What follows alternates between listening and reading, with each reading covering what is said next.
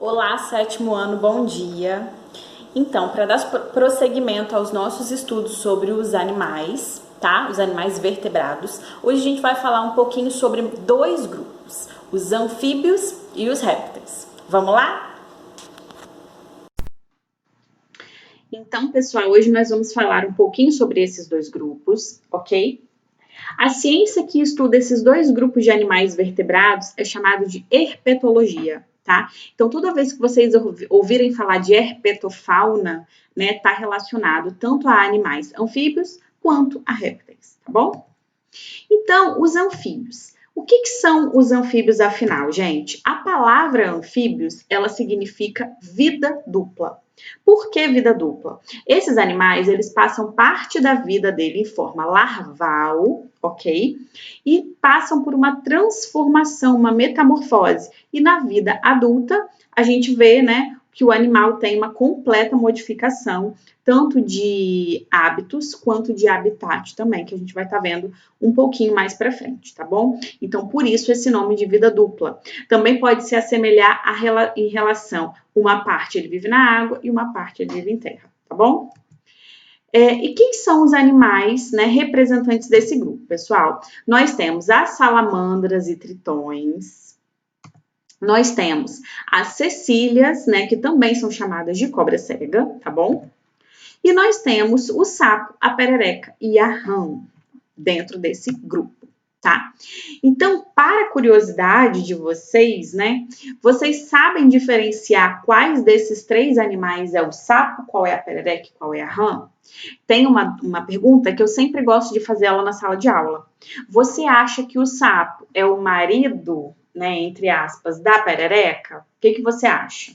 Geralmente, muitas pessoas falam que sim, mas na verdade, o sapo é uma espécie, a perereca é uma espécie e a rã é uma espécie. Então, existe sapo macho e sapo fêmea, perereca macho e perereca fêmea, e rã macho e rã fêmea, tá bom? As principais diferenças existentes entre esses animais é o seguinte: as pererecas, geralmente, a gente encontra elas, né, em árvores, grudada na parede. Por quê? Elas possuem discos adesivos entre os dedinhos aqui, ó. Elas possuem essas ventosas que grudam. Então, por isso que a gente consegue diferenciar logo esse animal dos outros, tá?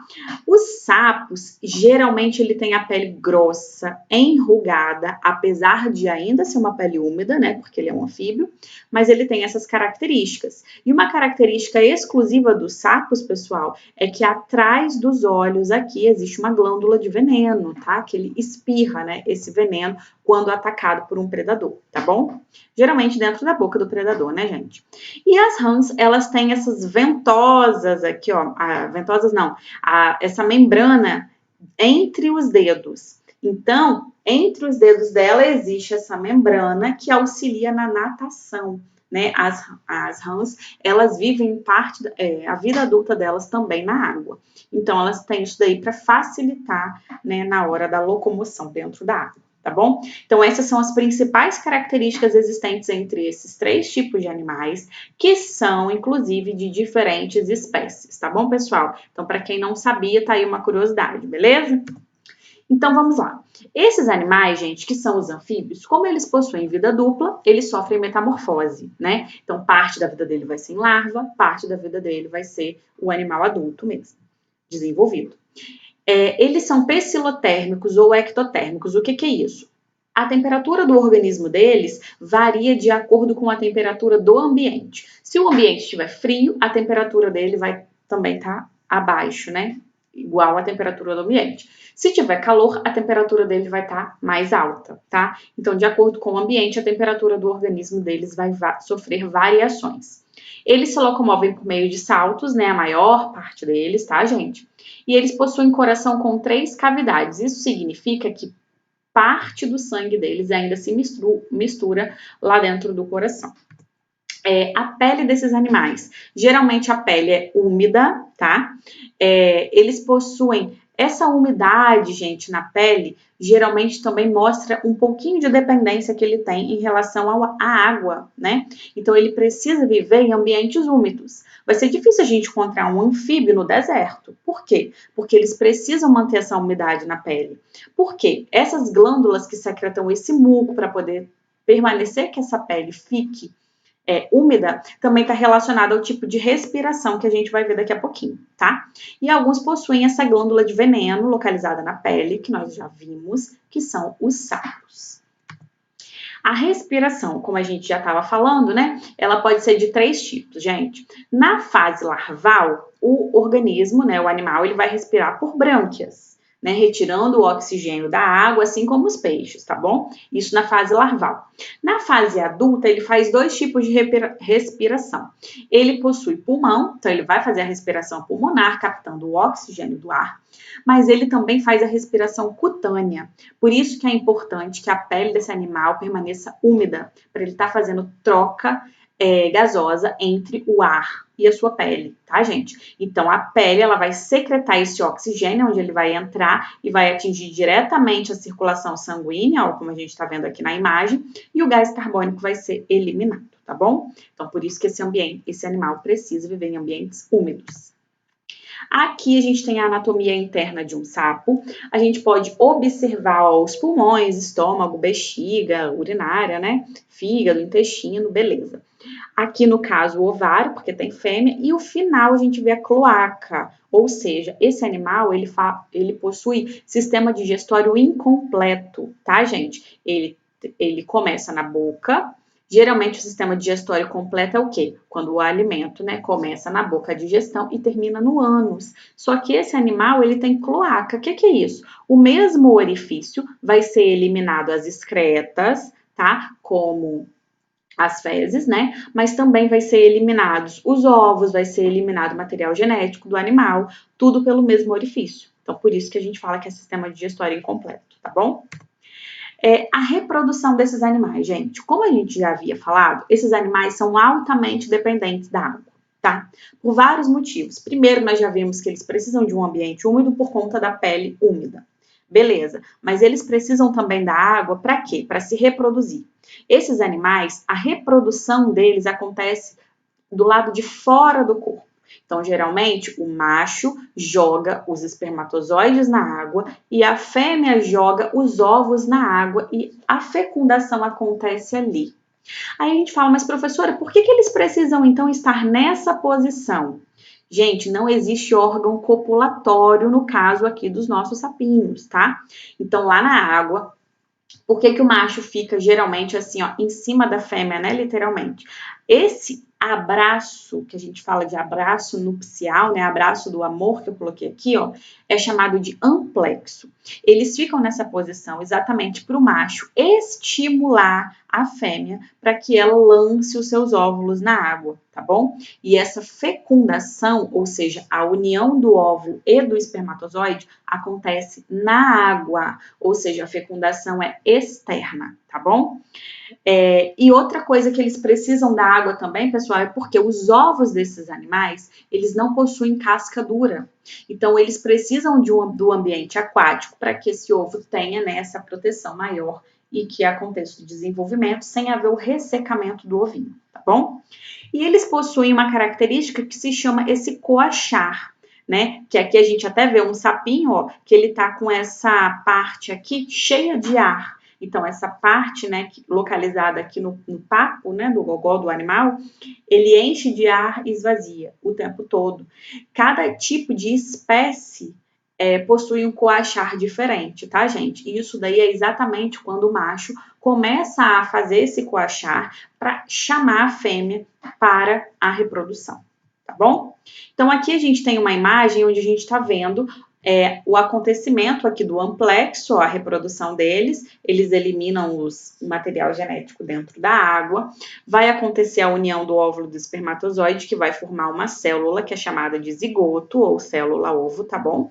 Essa célula começa a se desenvolver até dar origem ao embrião, dentro do ovo aqui, né? Então, o embrião vai se desenvolvendo dentro do ovo, que tem uma espessura gelatinosa, não tem casca dura, como a gente já falou.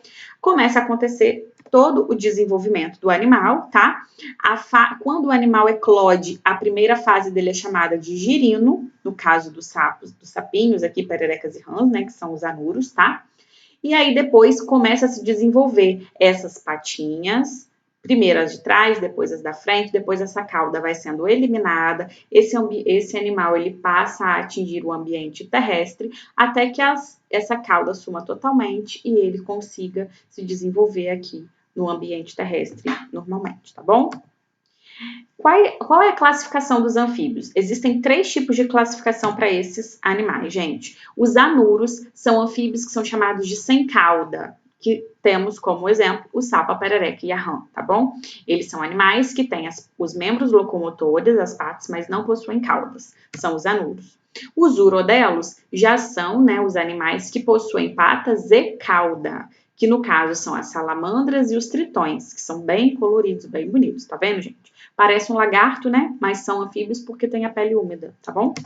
E temos os ápodes, que são os animais sem pernas, sem membros locomotores, que no caso nós temos as cobras cegas ou cecílias. Aqui tem o tamanho mais ou menos que elas podem chegar, tá, gente? Que são 8 centímetros. Então elas são pequenininhas mesmo. A importância dos anfíbios. Os anfíbios, gente, eles são bioindicadores da qualidade do ambiente. Como assim? Os anfíbios, eles se tiver anfíbio, se tiver sapo presente no ambiente, eles vão com certeza estar indicando que ali não existe poluição. Eles são seletores de ambiente, eles não vivem em ambientes poluídos, tá bom? Eles também servem de alimento para vários tipos de répteis, ok? Principalmente répteis, aqui a gente tá vendo uma cobra, tá vendo? E aqui a gente vê as rãzinhas, né, que é uma delícia, inclusive, não sei se vocês já comeram, mas ela também serve aí para a culinária, tá bom? E aí, como a gente faz para diferenciar um anfíbio de um réptil, gente? Principalmente, a principal diferença entre eles, a gente vai observar a pele. A pele dos anfíbios é úmida, tá? E a pele dos répteis, ela já é escamada, já é uma pele seca, tá bom? E mais resistente. Agora nós vamos falar um pouquinho sobre os répteis, pessoal. Quem são esses répteis, né? Quais são os representantes da classe dos répteis? Olha, a gente percebe nesses animais, principalmente na pele, a diferença entre os anfíbios. Então, a pele desses animais, gente, ela é seca. Esses animais, eles vivem geralmente em ambientes mais quentes e desertos. Tá bom? É claro que temos exceções, mas a maior parte deles, eles conseguem resistir mais tempo ao calor, às altas temperaturas, exatamente por essa pele seca. Então, eles são mais adaptados ao ambiente terrestre do que os anfíbios. Até porque parte da vida dos anfíbios é dentro da água, né? Então, esses animais, eles são altamente independentes da água. Tá? Eles não dependem mais da água, no caso, como os anfíbios dependiam, tá bom? Então, aqui nós temos as cobras, nós temos tartarugas, jabutis, cágados, jacarés, crocodilos, as cobras, os lagartos, tá bom? Então, todos eles são espécies dentro do grupo dos répteis. Então, as principais características, ó, o nome, né, a palavra réptil, ela vem dessa origem aqui que se chama rastejar, arrastar. Então, são animais que se rastejam, embora alguns possuem patas, né? Eles são bem baixinhos e juntos ao solo, então eles praticamente rastejam ali juntinho ao solo, tá bom? Eles não dependem da água, como eu falei, para se reproduzir, e eles também são animais pecilotérmicos, ou seja, a temperatura deles varia de acordo com a temperatura do ambiente. Então, pessoal, não sei se vocês já perceberam, principalmente esses lagartinhos que a gente vê no muro, né, aqueles que balançam a cabeça assim e tal, eles ficam um pouquinho no sol, lá estirados, daqui a pouquinho eles vão para a sombra. Quando a temperatura volta, né, de novo, ela se resfria, eles voltam para o calor novamente. Então, eles precisam regular a temperatura do organismo de acordo com a temperatura do ambiente, tá bom? O pulmão deles é muito mais desenvolvido do que no caso dos anfíbios, e o coração deles também possui 3 cavidades, exceto os crocodilianos, que são um grupo dos crocodilos e jacarés, tá? E a presença de ovos com casca grossa nesses animais, ou seja, essa casca grossa permite uma independência da água, porque ela já vai conseguir nutrir o ovo, por ter mais essa resistência, né? Vai conseguir proteger o embrião durante todo o desenvolvimento, tá bom? Então, eles possuem a pele seca, ó, com presença de escamas, que a gente pode perceber aqui, ó, nas cobras muito bem, nos jacarés e nas tartarugas, tá vendo? E aqui a gente vê a carapaça das tartarugas, ó. Aqui tem a parte superior, né, a parte de cima, e aqui nós temos a parte inferior, que é a parte de baixo do animal, ok? Que são placas dérmicas, né? Os ovos dos répteis, como a gente já falou, é bem resistente, que resiste ao calor, né? Resiste, protege mais o embrião e tudo mais, como a gente já havia falado.